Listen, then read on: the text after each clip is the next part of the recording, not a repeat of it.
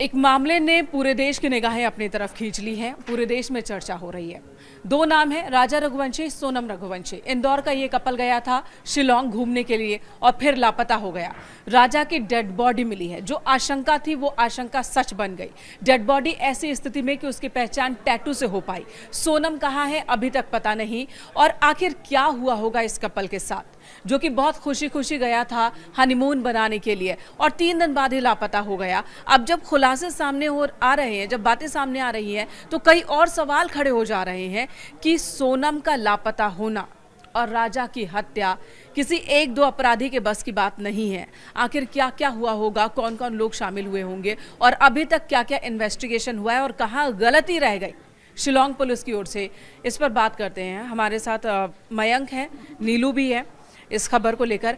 मयंक, इसकी चर्चा इसलिए ज़रूरी है क्योंकि अगर सोशल मीडिया पर यह मसला नहीं उठा होता, गृह मंत्री अमित शाह, मध्य प्रदेश के सीएम, उनकी दखलंदाजी नहीं होती, तो ये मामला तो दब ही जाता है, ऐसा लग रहा है। देखिए, अभी इस पूरे मामले में जो बातें निकल के सामने आई हैं वो बड़ी हैरत करने वाली हैं। देखिए, हैरान करने वाली हैं। जैसे एक तो देखिए, जो राजा का जो डेड बॉडी मिली है इनकी, आपने बताया कि टैटू से पहचान हुई है।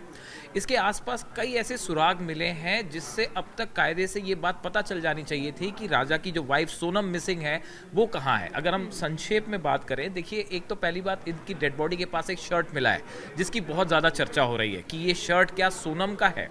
अब देखिए, एक तो स्कूटी जैसे मिली, अभी नीलू ने जैसा कि बताया हमको कि स्कूटी जो है वो खाई में काफ़ी नीचे तक गिरी पड़ी है और सामने रेलिंग है, उसके बाद भी वो नीचे गिरी। तो इन सब चीज़ों से फौरी तौर पे एक बात साफ है कि राजा की हत्या की गई और उसके बाद उसकी बॉडी को नीचे फेंका गया। ये कोई एक्सीडेंट नहीं था। हालांकि पोस्टमार्टम के लिए डेड बॉडी भेजी गई है, उससे अभी और चीज़ें साफ हो जाएंगी, लेकिन जो लोकल सोर्सेस हैं वो बता रहे हैं कि पहले राजा की हत्या की गई और फिर खाई में डेड बॉडी फेंक दी गई।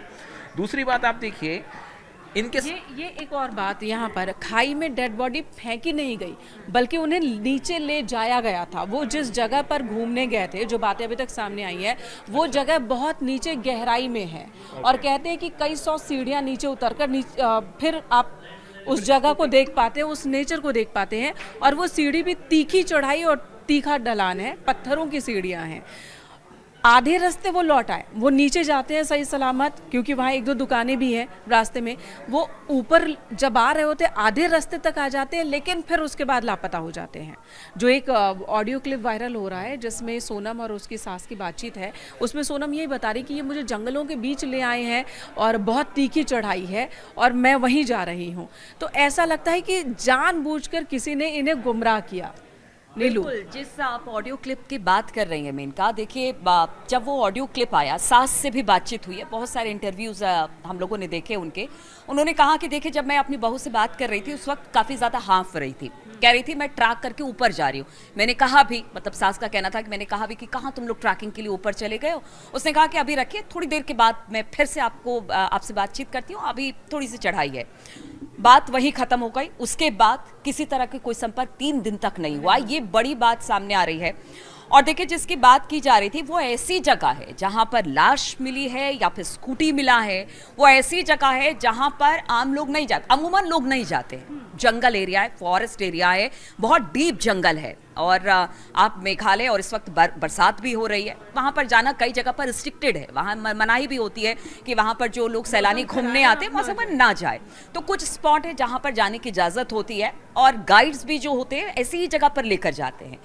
लेकिन जहाँ पर लाश मिली, जहाँ पर स्कूटी मिला, जहाँ पर कपड़े मिले, अब वहाँ पर ये लोग पहुँचे कैसे? इसके पीछे भी बहुत सारे कारण बताए जा रहे हैं कि हो सकता है लूटपाट के इरादे से, क्योंकि देखिए, अब इस पूरे मामले में हत्या की बात सामने आ रही है और हत्या को लेकर एसआईटी का भी गठन किया गया है। क्योंकि देखिए, जब तक हत्या नहीं होगी या कोई सुराग नहीं मिलेगा तब तक एसआईटी का गठन ऐसे ही नहीं होता है।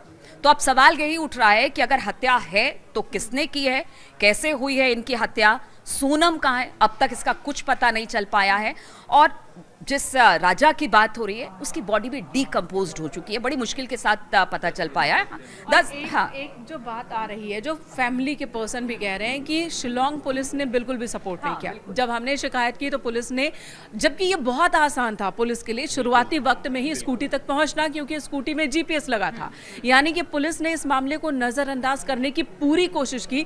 जब प्रेशर बना तभी जाकर पुलिस ने इस मामले में अपने इन्वेस्टिगेशन को थोड़ा स्ट्रांग किया है। लेकिन सवाल अब भी है कि क्या होटल वाले, क्या स्थानीय लोकल लेवल पर पुलिस वाले और वहाँ के गाइड्स मिले हुए थे? क्योंकि अब ये आशंका जताई जा रही है कि सोनम और उसके पति के पास कुल 6 मोबाइल फोन थे, गहने थे, सब मिसिंग हैं। तो क्या जानबूझकर इन्हें लूटपाट के इरादे से ही वहां ले जाया गया था? हाँ, देखिए इसमें है ना, आपने जो बातें तरफ इशारा किया, एक तो देखिए गाइड, जैसे जब भी कोई आप इंडिया में या किसी टूरिस्ट प्लेस पे जब घूमने जाते हैं, देश के बाहर भी जाते हैं, तो अगर ऐसे सिचुएशन में जब कोई क्राइम होता है तो पुलिस की इन्वेस्टिगेशन जो फोकस होती है कि साहब आपके साथ गाइड कौन था, आपके पास स्कूटी या जो व्हीकल है वो व्हीकल किसका था, आपने किससे रेंट पे लिया था। जो लोकल लोग होते हैं आसपास के, उनके बयान लिए जाते हैं कि इन्होंने आखिरी बार कब देखा था, इनके आसपास किसको देखा था। साथ ही आप बता रही हैं 6 मोबाइल्स हैं, उनसे लोकेट करना इनको बिल्कुल मुश्किल नहीं था। साथ ही में जो लोकल यूट्यूबर्स हैं इनके बारे में, या जो स्थानीय आसपास के शॉप कीपर्स थे, इनसे जानकारी ली जा सकती थी। लेकिन ये 6-7 जगह पे ऐसे बड़े ब्लंडर्स हुए जहां जिसकी वजह से ये मामला जो है 10 दिन तक उलझा रहा। अब इसमें देखिए बड़ा सवाल ये है कि सोनम कहाँ है, जैसा कि मेनका पूछ रहे हैं कि सोनम कहाँ गई।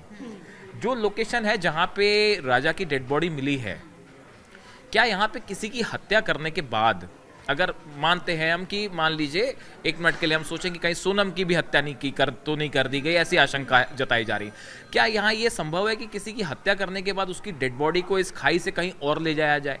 और ले जाने वाले का मकसद क्या होगा? क्या सोनम को किडनैप किया गया है? किडनैप किया गया है तो रैंसम क्यों नहीं मांगी गई? क्या उसके साथ किसी तरह की कोई गलत हरकत हुई है? खाई से गायब होना, उस एरिया से जहां राजा की डेड बॉडी मिली है वहां से सोनम का गायब होना, ये अपने आप में बड़ा कई सवाल खड़े कर रहा है। और इसको ट्रैक करने के लिए गाइड, स्कूटी वाला जो बंदा था, ओनर था उसका, जो लोकल लोग हैं, शॉपकीपर्स हैं, विटनेस हैं, इन लोगों से पूछताछ करके आप ये ट्रैक कर सकते हैं कि सोनम कहाँ है। और इसके लिए बहुत ज़रूरी है कि पुलिस, जो स्थानीय पुलिस है, और अब तो एसआईटी का भी गठन हो गया है, वो अपने काम को ईमानदारी से करें और सख्ती के साथ करें, तभी मुमकिन है कि वहां तक पहुंचा जा सके। चूंकि मैं ना एफआईआर की कॉपी देख रही थी, तो उस एफआईआर की कॉपी में लिखा हुआ था कि जिस होटल में वो रुके हुए थे उसमें अच्छा खासा कमरा भी उन्होंने बुक किया हुआ था। लेकिन जब पुलिस की इन्वेस्टिगेशन बढ़ी है तो बताया जाता है कि रिसेप्शन के बाहर उनके सामान पड़े हुए थे। अब वो रिसेप्शन के बाहर सामान कहाँ से आया? आप सोचिए कि अगर कमरा था तो कौन लेकर आया उनके सामान को, कैसे निकाल दिया? आप कैसे, किसी ने चेकआउट नहीं बिल्कुल आप कैसे कर सकते हो? जीपीएस आपके स्कूटर में लगा हुआ था, आपकी स्कूटी में, अगर वो मिसिंग थे, 3 दिन तक आपके होटल में वापस नहीं लौटे, तो एक एफआईआर क्यों नहीं होटल के मालिक ने की, या फिर जिस गाइड के साथ भेजा, अगर उनका नहीं भी था तो पता लगाने की कोशिश तो करते। यानी शुरुआती लेवल से इस पूरे मामले में हीला हवाली बरती गई। पुलिस, कहा गया कि लैंग्वेज की वजह से बहुत प्रॉब्लम हुई, क्योंकि सोनम और राजा दोनों के भाई पहुंचे थे बहुत दूर से, क्योंकि जब पता नहीं चल पा रहा था, उन्होंने बातचीत करने की कोशिश की, अपने लेवल पे इन्वेस्टिगेट करने की कोशिश की कि पता चल जाए। लेकिन जब ऐसा नहीं हुआ, कॉपरेट नहीं किया इन लोगों ने, मतलब मेघालय पुलिस ने या बाकी लोगों ने, स्थानीय लोगों ने, तब उन्होंने जाके फिर सोशल मीडिया पर उन सब पर वायरल किया वीडियो। तो गृह मंत्री से लेकर मुख्यमंत्री एमपी तक ये खबर पहुंची। तो आप समझिए कि यहां पर शुरुआती तौर से ही लूप फॉल्स नजर आ रहा है, होटल से लेकर, गाइड से लेकर, वहां पर स्थानीय लोगों से लेकर, और जिस जगह पर वो लाश पाई गई है, इसलिए बार बार सवाल उठ रहा है कि इसको इन्वेस्टिगेशन के दायरे में क्यों ना लाया जाए। सोनम कहाँ है उसका जल्द से जल्द पता लगाया जाए। क्योंकि देखिए, जो जिस परिवार पर सिंगल इंसिडेंट ना समझकर, इसे सिंगल एक घटना या अपराध या फिर वारदात ना समझे जाता है वहाँ पर कोई टूरिस्ट, तो आप कितने मतलब रिलायबल तरीके से वहाँ पर कि हाँ वहाँ पर हमें एक विशेष तौर से अच्छी फैसिलिटी मिलेगी, मैं घूमना चाह रहा हूँ, वहाँ की बातें फिर बाकी जगहों पर हम आपको बताते हैं, आप दूसरों को बताते हैं कि देखिए कितना अच्छा स्टेट है, हमें बड़ा वहाँ पर जाकर बढ़िया फैसिलिटी मिले। अब ऐसे में सवाल तो मेघालय पुलिस और मेघालय सरकार पर भी उठती है। बिल्कुल। और एक बात जो सभी डर रहे हैं और सभी के जहन में है कि ये सिर्फ एक यूं ही वारदात नहीं हो गई। अगर ये वारदात है तो हालांकि कुछ लोग इसे हादसा बताने की कोशिश कर रहे हैं, लेकिन ये हादसा कतई नहीं है। हत्या की गई है, पेड़ काटने वाले औजार से हत्या की गई है। अभी तक की जो बात सामने आई है, पोस्टमार्टम रिपोर्ट का इंतजार चल रहा है। दूसरी तरफ ये सिर्फ एक अपराध है, एक वारदात है, या फिर कोई संगठनिक जो गैंग होते हैं उनकी तरफ से किया गया सोची समझी रणनीति और साजिश के साथ किया गया अपराध है। अगर ये है तो ये और भी ज़्यादा चिंताजनक बात है, दूसरे टूरिस्ट और दूसरे सैलानियों के लिए भी चिंता की बात है। और अब ये भी इन्वेस्टिगेट करना ज़रूरी हो गया कि इससे पहले भी इस तरह से किसी सैलानी को लूटा गया है या मारा गया है, इस तरह से कोई और वारदात भी हुई है, इसे भी इन्वेस्टिगेट करना अब बहुत ज़रूरी हो गया है। देखिए, अब कुल मिला के मुझे लगता है कि अगले 24 से 48 घंटे में इस पूरे मामले में ये बात निकल के शायद सामने आ जाए कि सोनम कहाँ है, इसका जवाब मिल जाएगा। मैं भी बात कहना चाहती हूँ कि देखिए, एक तरह से अपील भी है कि आप कहीं जब घूमने जाते हैं तो कृपया कर उस होटल के बारे में, वहाँ के गाइड्स के बारे में और वहाँ पर जहाँ पर आप जा रहे हैं उसके बारे में ज़रूर पता कर ले, क्योंकि कब क्या हो जाए पता नहीं। वाकई फ़िलहाल तो इस मामले में सबकी नज़र है कि क्या हो रहा, सोनम का है उनका पता चल जाए। और फैमिली वाकई इस वक्त जो कि दुख की घड़ी में है, उनके सामने एक और लड़ाई है कि हुआ क्या, सच्चाई क्या, वो सच्चाई भी सामने लाना।